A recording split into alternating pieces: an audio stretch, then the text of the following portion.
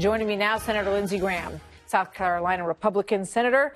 Good evening, Senator Graham. Good to see you tonight. Good. Lots to talk about. There is a lot to talk about, isn't there? First of all, your thoughts on the possible meeting that happened in China and what might have provoked the dear leader to take that train to spend a little time with the leadership in Beijing. Donald J. Trump. For the last 30 years, we've had kind of an appeasement mentality to North Korea. The president has told the North Korean regime, I don't want a war, but I will stop you from building an ICBM with a nuclear missile, nuclear weapon on the top that can hit the American homeland. If I have to go to the war to stop you, I will. I think he has got North Korea's attention. He's convinced China that he's serious, and he's got them to the table. Nobody else was able to do it. Jimmy Carter is upset with John Bolton. We've tried it the Jimmy Carter way for about 30 years. Let's try it the Donald Trump, John Bolton way. I'm very excited about what could happen. You know, and it is interesting to hear about these phone conversations between Angela Merkel and Emmanuel Macron. Yes.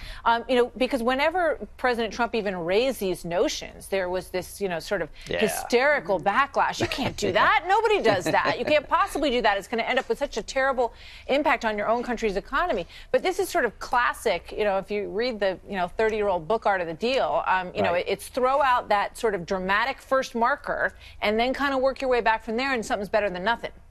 Well, fire and fury worked when it came to North Korea. We've got the best chance in the last 30 years to end the North Korean nuclear program and maybe sign a peace treaty with North Korea, China, and South Korea to end the Korean War.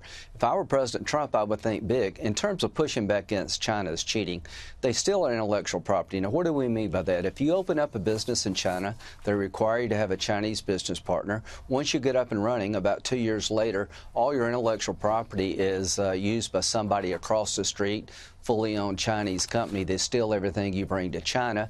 They manipulate the currency. They dump steel below market value into the world economy. And Trump said during the campaign he was going to push back. He has.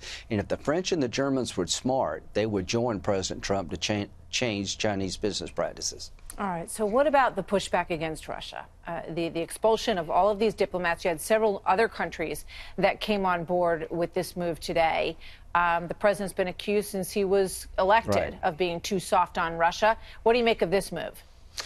I think when the president decided to expel the Russian spies and diplomats, the world followed. It shows what happens when America leads from the front, the rest of the world follows. I've never seen so many nations pushing back against Russia. I just went to a national security conference in Munich.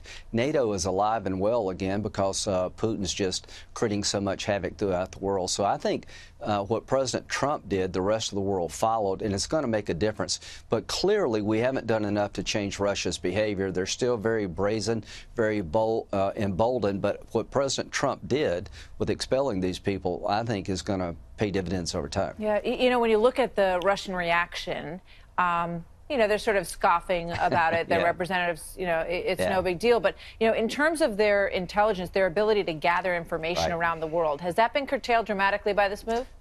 They're beginning to be isolated. They have an economy the size of Italy. If the president could rally the world to push back against Russian aggression and really hit them economically, have sanctions that hit really hard, then Putin is basically a gas station masquerading as a country.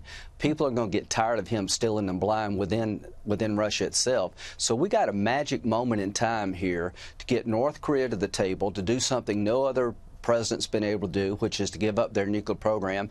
If President Trump will pour on the pressure to Russia, I think we can change their behavior because they're basically a very weak economy. The president's also going to meet with the leaders of Estonia, Latvia, and Lithuania. Yes. That's also something that's going to get Putin's attention, and he's probably not going to be too happy about it. Well, so we're putting American troops in our Baltic. These are the frontline states on the border of Russia who are NATO members, who are all democracies, the country you just named. We're going to send troops over there to help train their military. We're going to fly the NATO American flag right in Putin's face. So the more we can do to push back on Russia, the better the dividends, because Putin will never respond to weakness. He will only respond to strength. And the one thing I can tell the American people, after 8 years of weakness and appeasement by Obama, I am really pleased to see a president leading from the front. John Bolton's going to be a great national security advisor. And the only reason North Korea is talking to us is because they're afraid of Donald Trump. And I think the way you change Russia's behavior is just pour it on. Yeah. We're going to talk to Gordon Chang in a moment, some more on North Korea and China. But I want to get your thoughts on a couple of domestic issues before I let you go tonight, Senator. The first is this, sort of buzz that the president's going to try to find a way to use the Pentagon budget, the defense budget, to pay for the wall, that there are certain, old rules that might allow him to kind of divert some of that domestic money and get it to help pay for the wall. Is that true? I don't know, but I wouldn't advise that. We need that $650 billion to repair the damage done during the Obama administration to our military. Going into the North Korea negotiations, rebuilding our military is going to make North Korea look differently at Donald Trump. Russia's looking differently at us as we build up our military. The best way to get the wall money is to do the deal the president talked about. The $25 billion for the wall. In return, we'll do a deal for the DACA recipients. That's the deal to be done. And if he would announce that anytime soon, the Democrats would be in a box, because I want them to say no to the DACA recipients because they don't want to fund a wall that America needs. Didn't they essentially do that with this last spending bill? Not really, because it was wrapped up into the spending bill. There's a lot of issues going on at the same time. If President Trump came out tomorrow and said, listen, I want my wall money because we need to protect America, we need a wall, but I'm going to be more than fair to the DACA recipients, Democrats would be in a terrible box politically. I know you were sorry about the way that went the last time around, and we'll see if they can get somewhere with it this time around. Last question for you. Interesting editorial this morning from a former Supreme Court Justice John Paul Stevens. He said that we really should just do away with the Second Amendment. We're going to talk about this more with the panel coming up, but I'd love to hear your thoughts on it tonight, Senator. One, don't run for Senate in South Carolina. I'm up here to defend the Second Amendment rights of my citizens, my constituents, not take them away.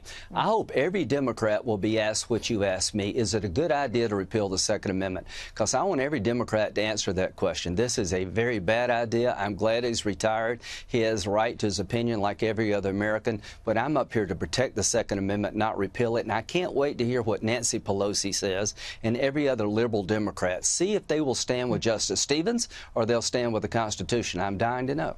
We'll see. They'll be asked. Senator, great to see you. Thank you very much for being here tonight.